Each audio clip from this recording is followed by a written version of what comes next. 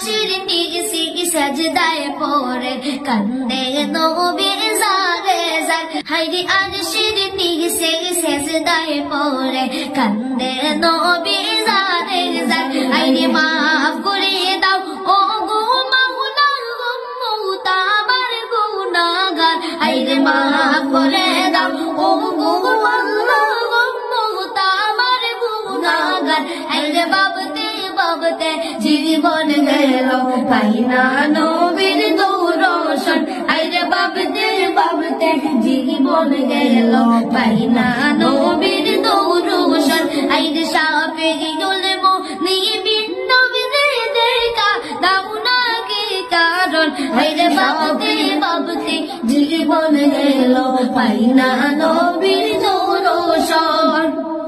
আইরে এতিম হইয়া দৌড়াল নবীর আসলে